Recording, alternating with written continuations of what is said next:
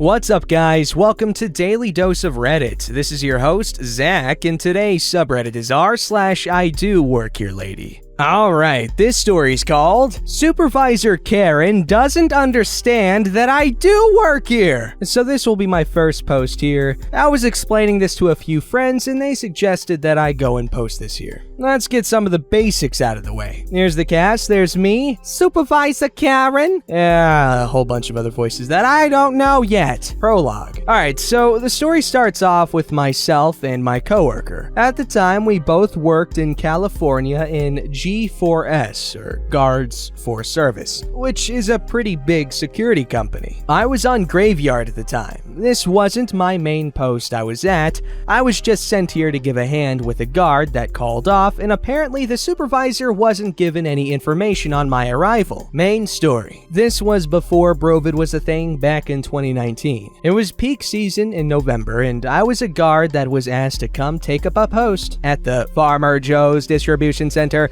in Bloomington, California. It was a graveyard post, and my friend that I knew for years had been working at this post. Now, the field manager had called me in and asked if I could work here for the night, which at the time I didn't mind taking the extra overtime. After I was shown around at the time by the shift supervisor that was there, I was let off to go about my business like any other person. It was a 10 p.m. to 8 a.m. shift. Yes, 10 hours. Yay. It all started at around 1 a.m. when the head supervisor came, which in the company is known as a post commander, and all guards are required to call the post commander by their rank, which is captain. I refused to call someone captain unless they served. I minded my own business in the Trader Joe's yard, helping trucker back into their gates, until I heard someone coming up behind me, and all of a sudden, hearing a yell. "Excuse me, who the flippity-doo are you?"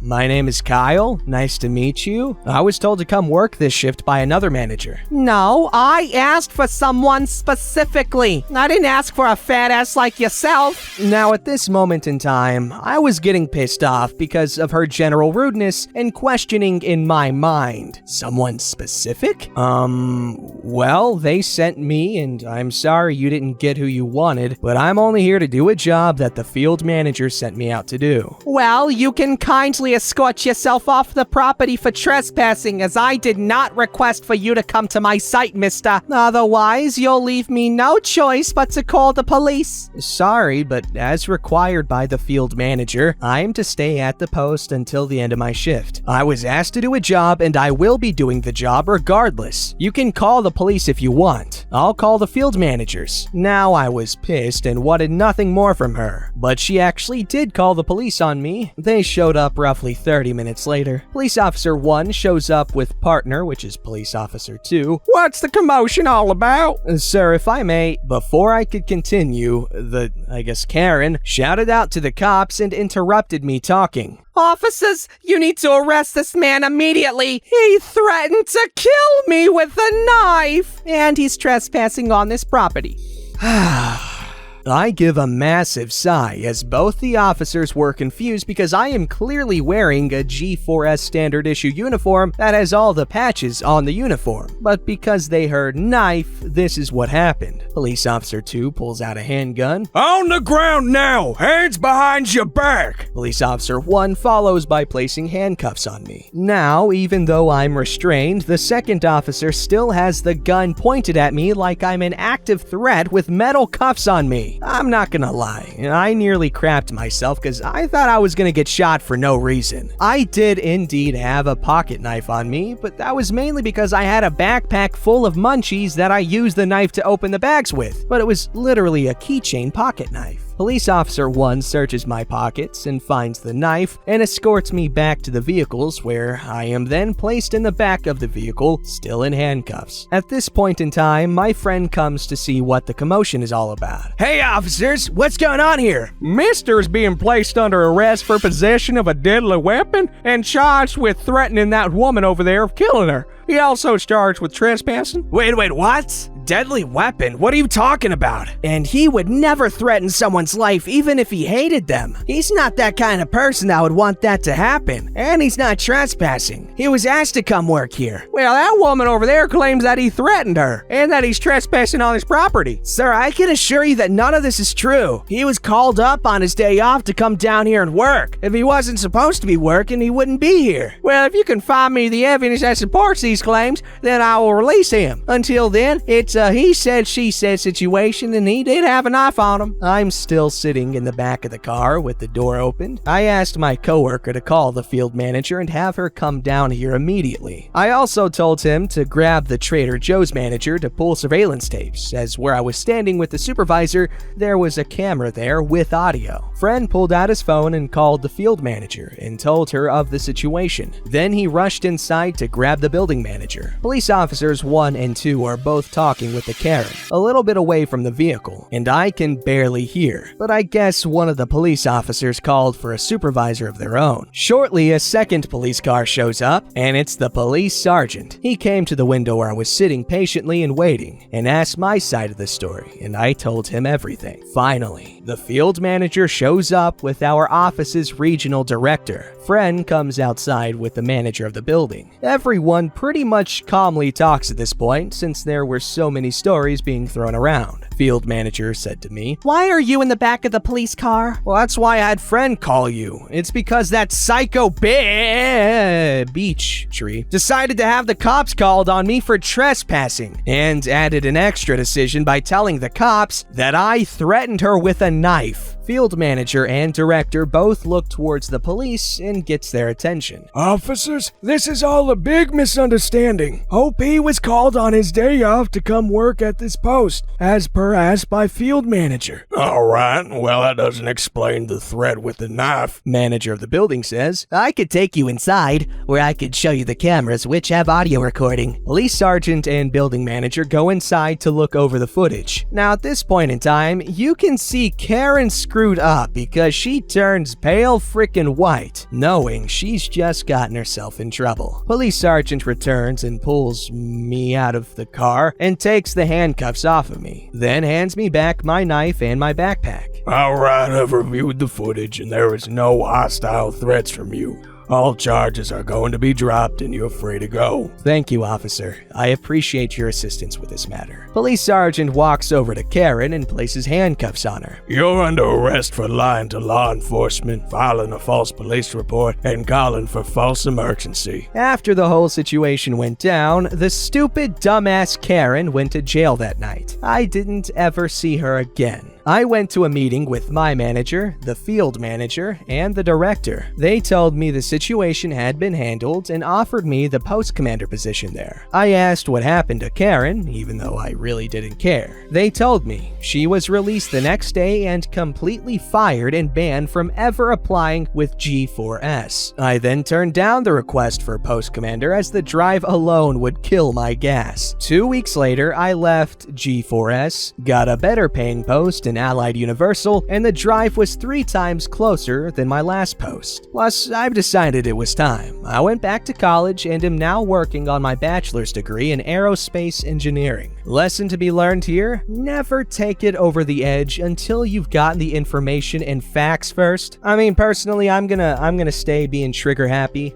with literally everything because that's fun, and I don't care if it leaves my life in ruin. It's better than not doing nothing. I mean, definitely not better than thinking out my decisions, but like I said, I don't care. All right, this story's called "I Do Work Here. Why are you acting so entitled?" Hey Reddit! So since you guys liked my last post in r/IDoWorkHereLady, I decided to share a story of when I actually worked at my dad's restaurant. Just a quick recap: my dad owns a restaurant in China that also has a bakery. I am trying to keep everything as vague as possible because of privacy reasons. This event took place last summer. I was actually hired by my dad to help the 2 ladies in the bakery. I was getting paid. We are going to call them Susan and Lindsay. Now, this bakery isn't like most others because this one focuses on cakes and other desserts. People could throw parties at the restaurant and chose a day that comes with a cake. Birthdays, graduations, reunions, anniversaries. Parents could also drop their kids off to learn how to make cookies or cakes. One day I was in the bakery with the AC on, relaxing and minding my business. It is hot in China, especially in the summer, when a woman walks up to the bakery wearing all black. How does she survive in all black at like 40 degrees? For now, we are going to call her Karen, like last time. Quick note, Susan was off buying more cream at the market nearby, and I had no idea where Lindsay went. Karen not even looking at me. I want a triple layer cake by 6 o'clock tonight, and I want to drop my daughter for a lesson. She can help make the cake. Then she looked at me and did a double. Probably because I looked too young to be there. Also, I wanted to make clear that she did not choose the celebration deal, because if she did,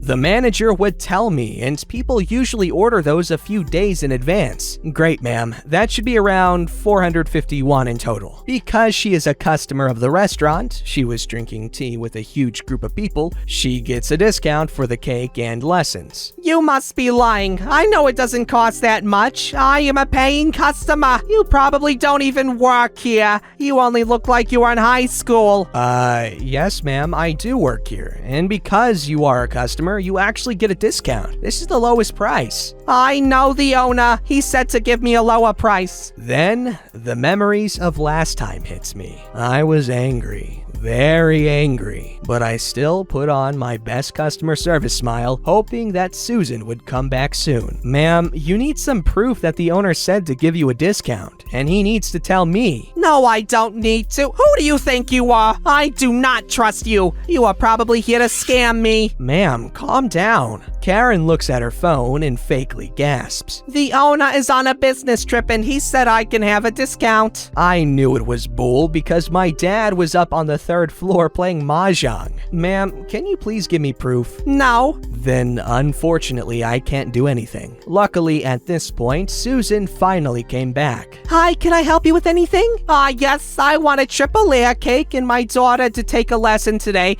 but this child is pretending that she works here and is giving me an unreasonable price. Ma'am, she does work here, and the total price is around 500 yuan. I didn't even correct her about the price because Karen was being so rude to me. But she said it was 450 yuan. Oh, she must have got confused. It's actually 500 yuan. Susan looked at me with a smirk. Karen grumbles and agrees to pay that much. Her daughter later came and was also very stuck up, but only to me. She acted like she knew everything about baking, but didn't even know what goes into a cake. I don't blame her because she was raised by a pretty crazy person. Honestly, the amount of people who pretend that they know the owner surprises me. Although these two events happened a few years apart. Thank you for reading this long story. Have a nice day. No, you have a nice day. That's a funny story.